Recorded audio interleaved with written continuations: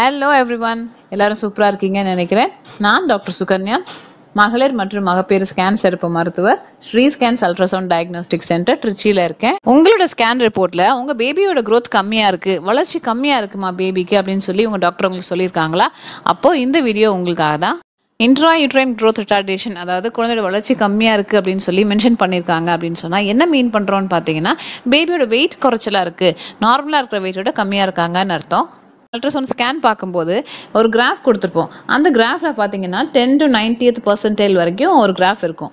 இப்போ இன்கேஸ் உங்கள் பேபியோட வெயிட் எங்கே இருக்காங்க அப்படின்னு சொல்லி அந்த கிராஃபில் நம்ம பிளாட் பண்ண முடியும்.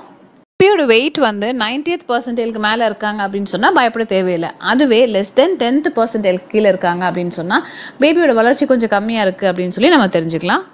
இந்த இன்ட்ரா யூட்ரைன் growth retardation, அதாவது IUGR வந்து யூஸ்வலாக 2 டைப்ஸாக நம்ம பிரிப்போம். Symmetrical IUGR and asymmetrical IUGR அப்படின்னு சொல்லுவோம். இந்த சிமெட்ரிக்கல் IUGRனா என்ன அப்படின்னு பார்த்தீங்கன்னா, பேர்லேயே இருக்கல சிமெட்ரி அப்படின்னா ஃபுல் பாடியுமே தலையிலேருந்து கால் வரைக்குமே வந்து பேபியோட வளர்ச்சி கம்மியாக தான் இருக்கும். யூஸ்வலாக இந்த சிமெட்ரிக்கல் IUGR வந்து கண்டுபிடிச்சதுக்கப்புறம் எதனால வரும் அப்படின்னு பார்த்தீங்கன்னா, யூஸ்வலாக ஃபர்ஸ்ட் 3 monthsலேயே நம்மளால டயக்னோஸ் பண்ண முடியும்.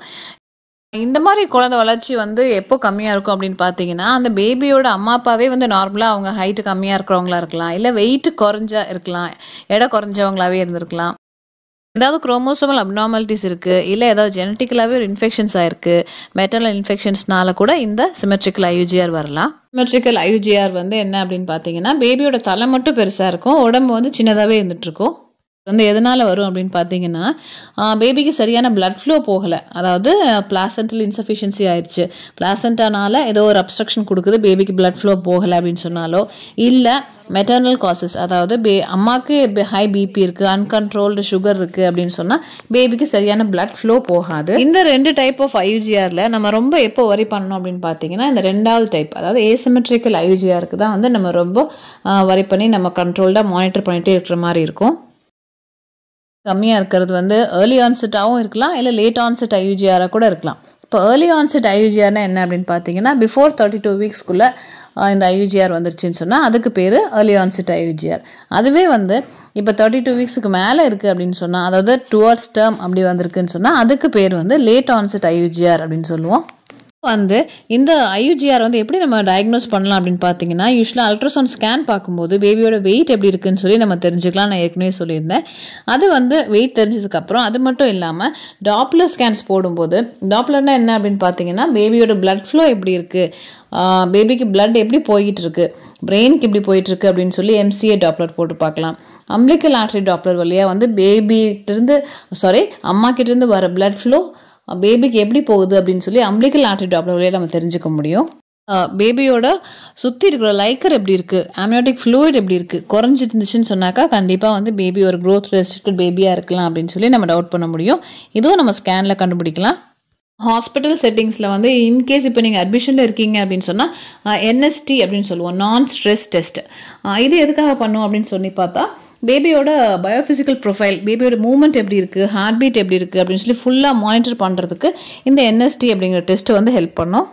எல்லாமே வந்து டயக்னோஸ் பண்ணி பேபியோட வளர்ச்சி கம்மியாக இருக்குன்னு தெரிஞ்சதுக்கப்புறம் உடனே டெலிவரி பண்ண வேண்டியதான டாக்டர், எதுக்கு நம்ம பேபியை மானிட்டர் பண்ணணும் அப்படின்னு சொல்லி நீங்கள் கேட்கலாம். இல்லை, நார்மலாக முடிஞ்ச வரைக்கும் நம்ம பேபியோட வெயிட் கம்மியாக இருந்தால் கூட வளருவாங்க, பேபியோட growth நல்லா இருக்கும் அப்படின்னு சொல்லி ஒரு எதிர்பார்ப்போடு தான் நம்ம மானிட்டர் பண்ணுறோம். ஒரு சில பேபிஸ் நல்லாவே வளர்ந்து வருவாங்க, பேபி வெயிட் கூடி வருவாங்க, பேபியோட பயோஃபிசிக்கல் ப்ரொஃபைல் மாறி வரும், கூடி வரும், வளர்ச்சி நல்லா வந்துட்டே இருப்பாங்க, growthோட நல்ல டெலிவரி பண்ணுவாங்க. எல்லா பேபிக்கும் ஒரே மாதிரி இருக்குமா அப்படின்னு கேட்டிங்கன்னா கண்டிப்பாக கிடையாது. அதுலேயுமே வந்து மாட்ரேட் அண்ட் சிவியர் அப்படின்னு சொல்லியிருக்கு. இப்போ மாட்ரேட்டாக இருக்கிற growth retarded பேபியை வந்து நம்ம மாதத்தில் ஒரு வாட்டி, இல்லை அதோட சிவியாரிட்டியை பொறுத்து 2 weeks once ஒரு வாட்டி கூட ஸ்கேன் பார்த்துட்டு பேபியோட growth எப்படி இருக்குது அப்படின்னு சொல்லி நம்ம மானிட்டர் பண்ணிகிட்டே இருக்கிற மாதிரி இருக்கும்.